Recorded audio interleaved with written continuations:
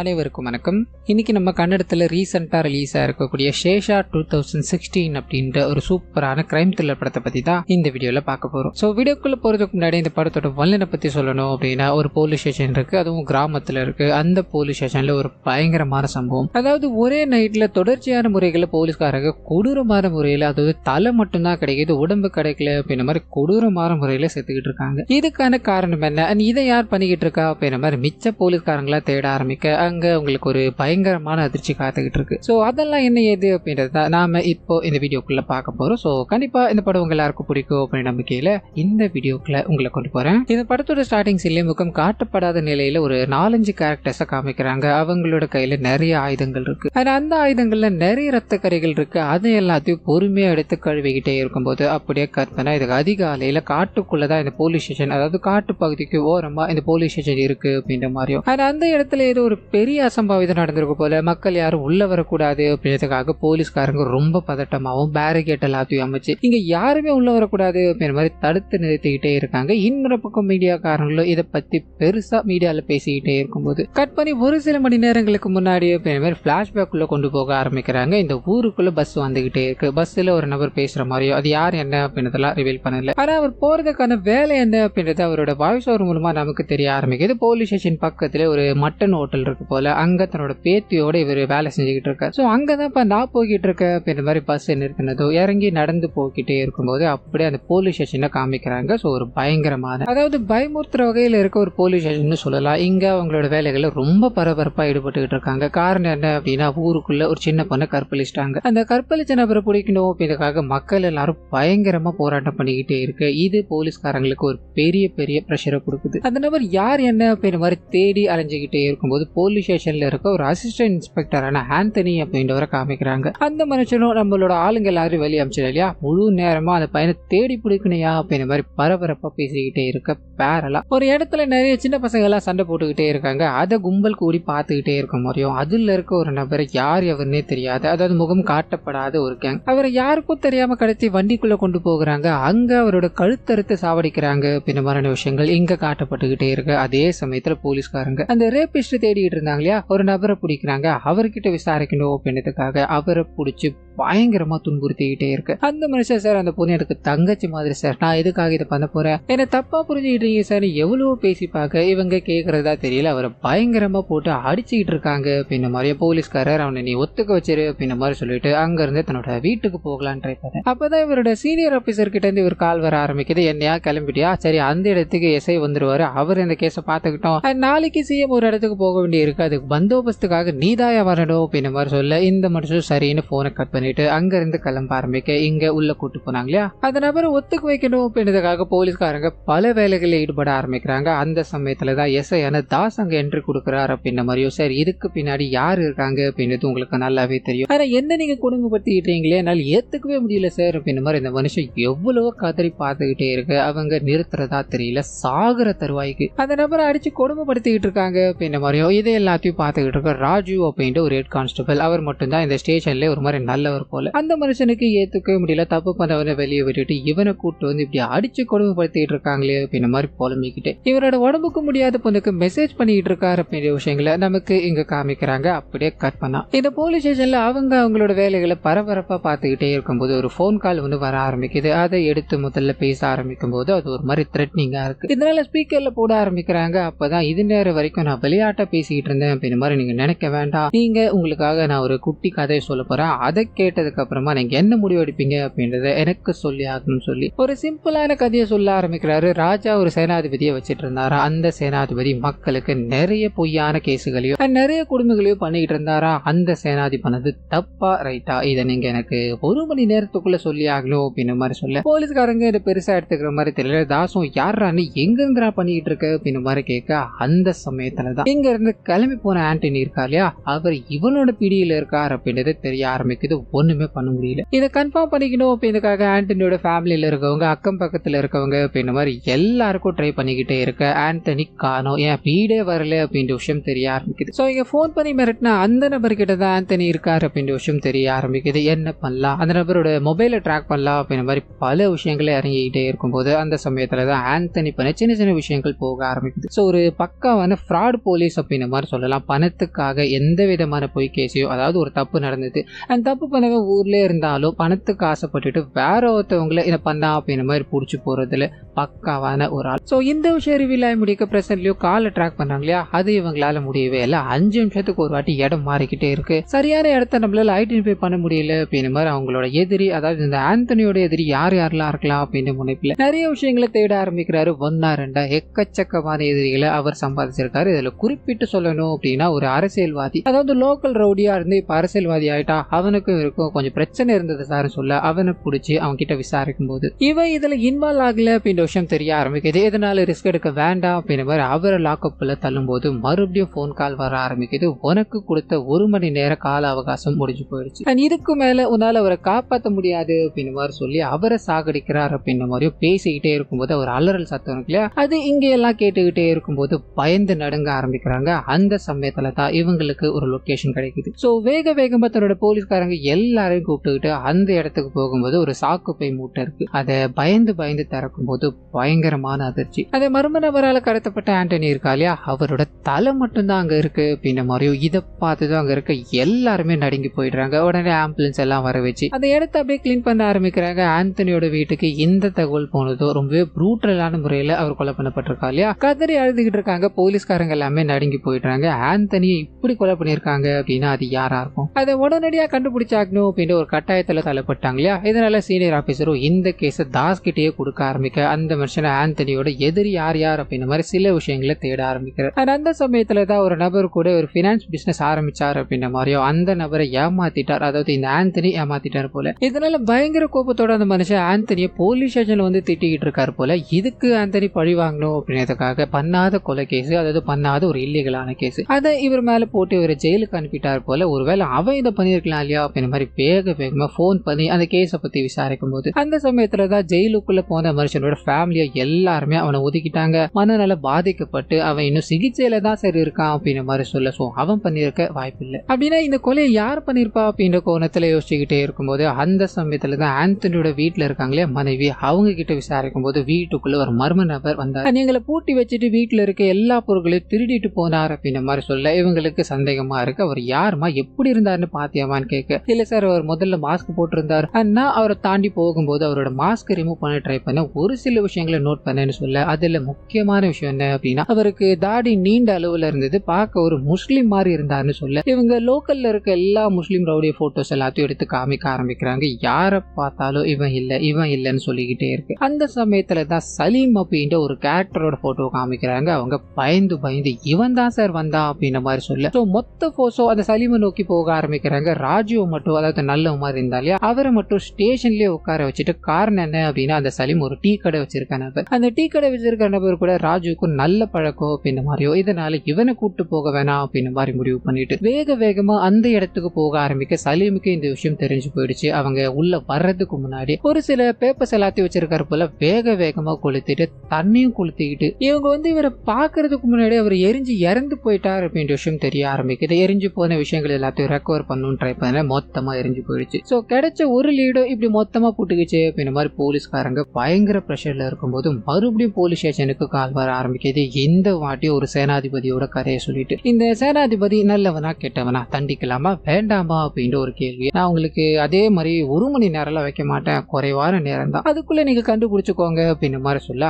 அந்த சமயத்துலதான் கூடவே இருந்த ஒரு பெண் போலீஸ காணோம் அப்படின்ற விஷயம் இவங்களுக்கு தெரிய ஆரம்பிக்குது. பயங்கர டென்ஷன் ஆயிடுறாங்க. ஏன்னா நடந்த சம்பவத்துல அந்த பெண் போலீஸ் எங்க இருந்தாங்க அப்படின்ற மாதிரி லிட்டரலி எல்லாரும் மறந்துட்டாங்க. இப்போ அந்த மனுஷன் போன் பண்ணி மிரட்டும் போதுதான் அவங்க காணாம போயிட்டாங்க, லிட்டரலி கடத்தப்பட்டுட்டாங்க அப்படின்ற விஷயம் தெரிய ஆரம்பிக்குது. சோ இந்த கால அவகாசத்துக்குள்ள அவங்களை காப்பாத்தி ஆகணும் அப்படின்ற மாதிரி முழு நேரமா இறங்க இறந்து போன இந்த சலீம் இருக்கா இல்லையா, அவருக்கும் இந்த போலீஸ்கார கேங்கும் ஏதாவது தொடர்பு இருக்கா அப்படின்ற மாதிரி யோசிக்க அவரோட பையன் பாத்தீங்கன்னா ரஞ்சி டிராஃபி லெவல்ல பிளே பண்ணக்கூடிய ஒரு கிரிக்கெட் பிளேயர், அவனுக்கு ரஞ்சி டீம்ல இடம் கிடைச்சிச்சு. இதனால சந்தோஷமா அப்பா கூட பேசிக்கிட்டே இருக்கும்போது அந்த சமயத்துலதான் ஒரு கேஸுக்கு ஆள் தேவைப்படுது அப்படின்ற அப்படின்ற மாதிரி காணாம போன இந்த லேடி போலீஸும் ஆந்தனி இருக்காங்க இல்லையா, அவங்களோட சேர்ந்துட்டு இன்னொரு கான்ஸ்டபிள் எல்லாரும் சேர்ந்து ஒரு பொய் கேஸை போட்டு இவரை உள்ள தள்ளிட்டாங்க அப்படின்ற மாதிரி இருக்கும். லிட்டரலி கேஸை முடிக்கணும் அப்படின்றதுக்காக இவன் முஸ்லீம் அப்படின்ற ஒரே காரணத்துக்காக ஃப்ரேம் பண்ணி விட்டாங்க. ஸோ இதனால இந்த ரிவெஞ்ச் நடந்திருக்கலாமோ அப்படின்ற சிந்தனையில் இருக்கும்போது ஒரு லொக்கேஷன் ஒன்று கிடைக்க ஆரம்பிக்குது.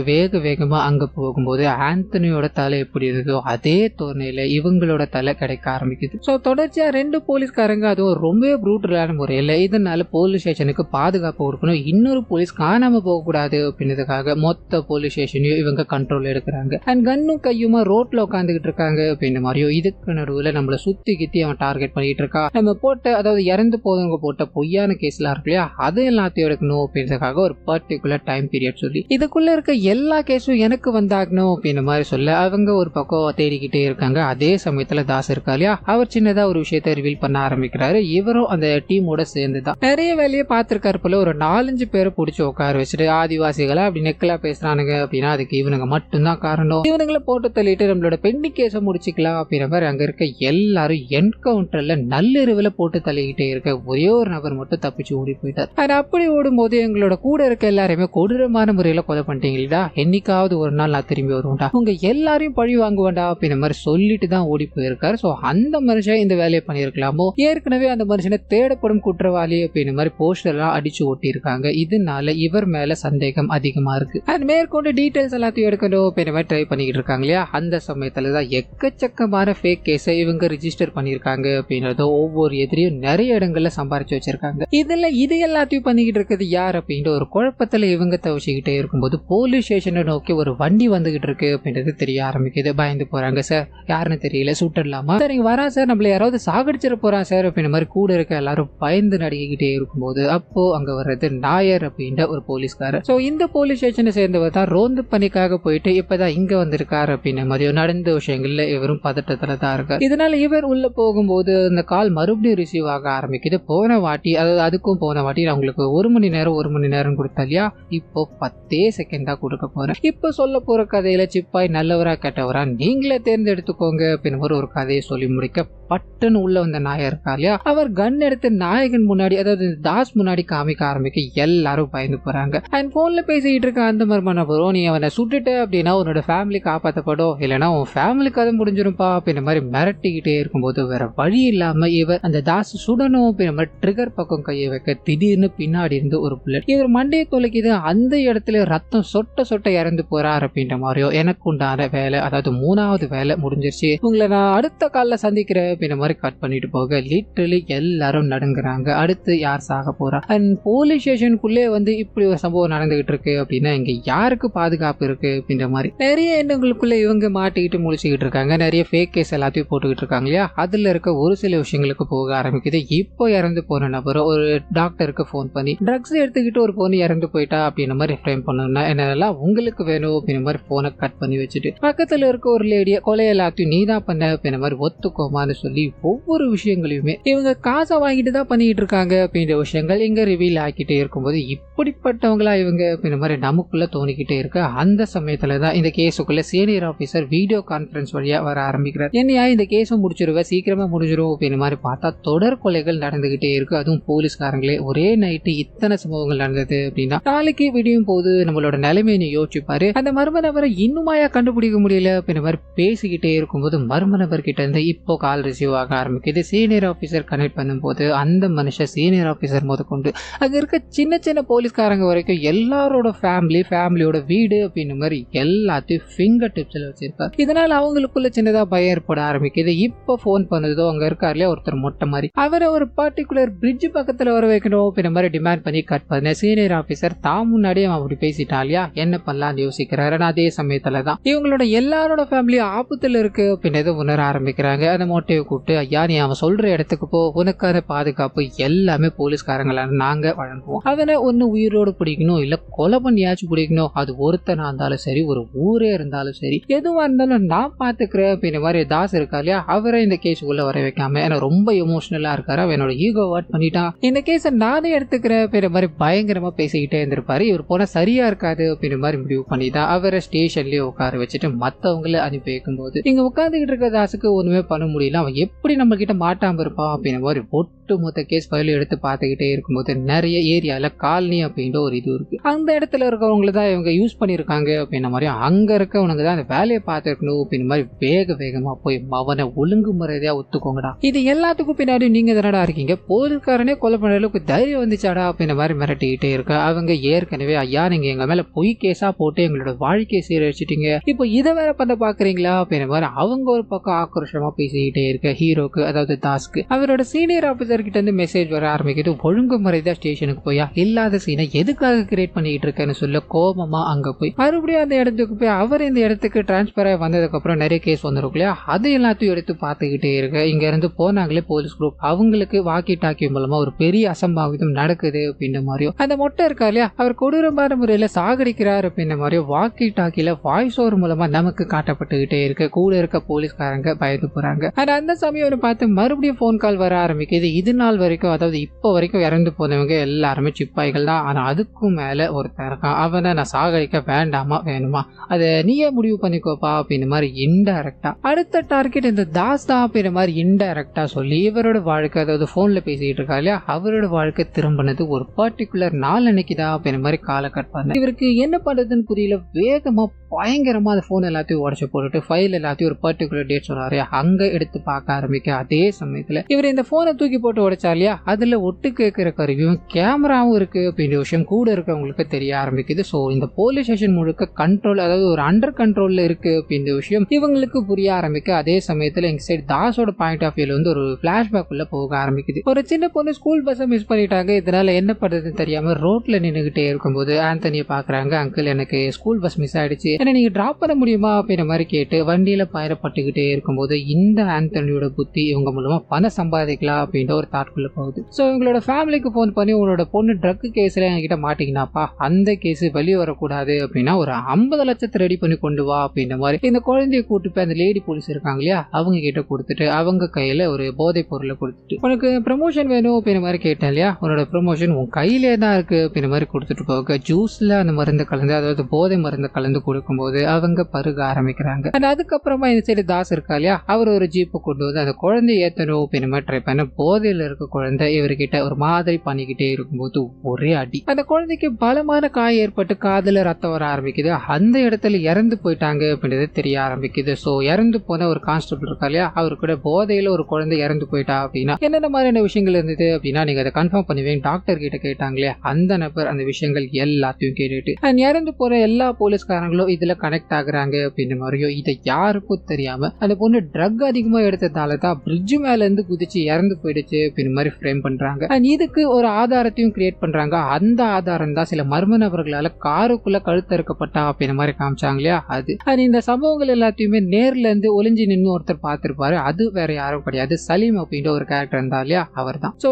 எல்லாமே இங்க இன்டர் கனெக்ட் ஆகுது அப்படின்றது நமக்கு காமிச்சிட்டு அந்த சமயத்துலதான் ஸ்டேஷனுக்குள்ள காலையில ஒரு நபர் வந்திருப்பாரு. அந்த நபரை நோக்கி தாஸ் ஓட ஆரம்பிக்கிறாரு. அதாவது பஸ்ல ஒரு நபர் இறங்குற மாதிரி காமிச்சாங்க இல்லையா ஸ்டார்டிங்ல அந்த நபர் தான் உள்ள இருக்காரு. அவரை அடிச்சு கிடிச்சு இது எல்லாத்துக்கும் பின்னாடி நீங்க தானடா இருக்கீங்க, ஒழுங்கு மறதியா உண்மையை சொல்லுங்கடான்னு சொல்ல அந்த சமயத்துல பிளாஷ்பேக்ல இறந்து போன அந்த குழந்தை இருக்கு இல்லையா அந்த குழந்தையோட தாத்தா தான் இவர் அப்படின்றது தெரிய ஆரம்பிக்குது. இங்க எல்லாருமே இறந்து போயிட்டானுங்க. இந்த சம்பவத்துல இருந்து இன்னும் ஒரே ஒரு ஆள் மட்டும் பாக்கி இருக்காரு அப்படின்னு மாதிரி இவர் கன் எடுத்து நாயகனை சுட்டுக்கிட்டே இருக்கும்போது எதிரில் இருக்க போலீஸ்காரங்க இந்த வயசானவரை சுட்டு கொலை பண்றாங்க. சோ போலீஸ் ஸ்டேஷன்ல இந்த மரணங்கள் ஏற்பட்டிருக்கு. அதை தாண்டி இன்னும் சில போலீஸ்காரங்களும் கொடூரமான முறையில சாகடிக்கப்பட்டாங்க இல்லையா இதனாலதான் ஸ்டார்டிங் செல்ல எல்லா மக்களும் இங்க ஓடி வந்தாங்க. அண்ட் பேரிகேட் போட்டு யாரும் உள்ள வரக்கூடாது அப்படின்னு மாதிரி மீடியாக்காரங்க வரைக்கும் கண்ட்ரோல் பண்ணாங்க இருக்கு இல்லையா அந்த விஷயத்துக்குள்ள போக ஆரம்பிக்குது. சீனியர் ஆபீசரோ அவங்க இந்த மாதிரி ஃபாரஸ்ட் குள்ள அனிமல்ஸால தான் இறந்து போனாங்க, இந்த கேஸை நாங்க விசாரிச்சுட்டு இருக்கோம், சரியான நடவடிக்கை எடுக்கப்படும் அப்படின்னு மாதிரி சொல்லிட்டு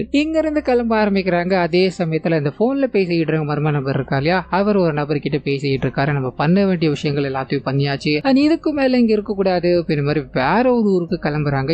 இன்னமும் அந்த போன் பண்ண நபர் யார் அப்படின்றது ரிவீல் பண்ணாமலே இந்த விஷயம் அப்படியே முடியுது. இன்னொரு பக்கம் வண்டியில போகிட்ட இந்த சீனியர் ஆபீசர்ஸும் இவ்வளவு கொலைகள் ஒரே நாள்ல அவங்க பிளான் பண்ணிருக்காங்க. இதுக்கான காரணம் என்னவா இருக்கோ அப்படின்னு மாதிரி கூட இருக்கவர் கேட்கும்போது அந்த இடத்துல இருந்து கைப்பற்றப்பட்ட ஒரு லெட்டர் இவங்களுக்கு கிடைக்குது. அதுல எழுதப்பட்ட விஷயம் என்ன அப்படின்னா கவர்மெண்ட் ஸ்கூல் நல்லா இல்ல அப்படின்னா பிரைவேட் ஸ்கூலுக்கு போற ஒரு ஆப்ஷன் இருக்கு, கவர்மெண்ட் ஹாஸ்பிட்டல் நல்லா இல்ல அப்படின்னா இன்னொரு பிரைவேட் ஹாஸ்பிட்டல் போக வாய்ப்பு இருக்கு. ஆனா போலீஸ் அப்படின்னு வரும்போது ஆப்ஷனே கிடையாது. சோ அந்த போலீஸ் கரப்ஷன்ல நடந்துகிட்டார் அப்படின்னா என்ன மாதிரியான விளைவுகள் மக்கள் சந்திக்க கூடும், இது ஏன் அவங்க உணர மாட்டாங்க அப்படின்ற ஒரு கேள்விதான் அந்த மர்ம நபர் எழுதி வச்சுட்டு போயிருக்காரு அப்படின்ற மாதிரி எங்க நமக்கு இதை காமிச்சு இந்த படத்தை இதோட முடிக்கிறாங்க. சோ கண்டிப்பா இந்த படமே என்னோட வாய்ஸ் வரும் உங்களுக்கு பிடிச்சிருக்கோம் அப்படின்ற மாதிரி நம்புறேன். இந்த வீடியோல ஏதாவது நிறை குறைகள் இருந்தது அப்படின்னா அதை மறந்துடாம கமெண்ட்ஸ்ல பதிவிட்டுருங்க.